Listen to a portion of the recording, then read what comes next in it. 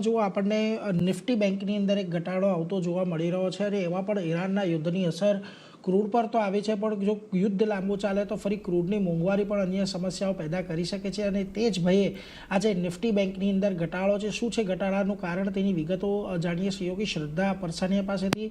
જી શ્રદ્ધા, જણાવો, ખાસ કરીને બેન્કિંગ સ્ટોક્સ આજે આટલા બધા ઘટાડાના મુખ્ય કારણ શું બની રહ્યા છે?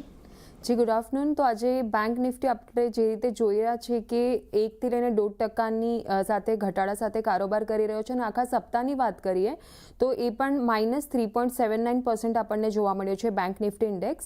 હવે ઘટાડાના કારણોની વાત કરીએ નિફ્ટી બેંકમાં તો સૌથી મુખ્ય રીઝન છે કે મધ્ય પૂર્વના યુદ્ધના કારણે જે ક્રૂડના ભાવમાં ઉછાળો આવ્યો છે, ત્યારબાદ ક્રૂડના ભાવમાં વધારો ભારતમાં મોંઘવારી વધારી શકે છે. આરબીઆઈ તરફથી જે વ્યાજદર છે એ ઘટાડવામાં જો વિલંબ થાય તો પણ એ મેક્રો લેવલ પર એક ચિંતાનો વિષય બની શકે છે.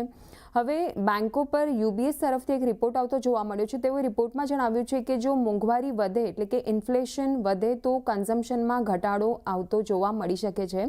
યુબીએસના મતે જો ક્રૂડમાં $10થી વધુ વધારો આવે તો ઈપીએસ પર -1%થી લઈને +1%થી લઈને -3% સુધીની અસર જોવા મળી શકે છે અને જો ક્રૂડમાં $20થી લઈને $30 સુધીનો વધારો જોવા મળે તો ઈપીએસ પર -4%થી લઈને -8% સુધીની અસર જોવા મળી શકે છે.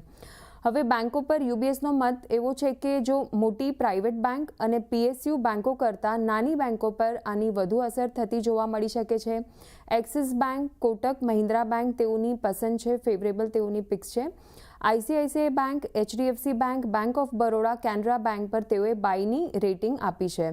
હવે બેન્કિંગ સ્ટોક્સ જેવા કે આજે ICICI bank, HDFC, axis, BOB, SBI, Kotak આ બધા જમાં આપણને 1.5થી લઈને 3%ની આસપાસની વેચવાલી અત્યારે જોવા મળી રહી છે.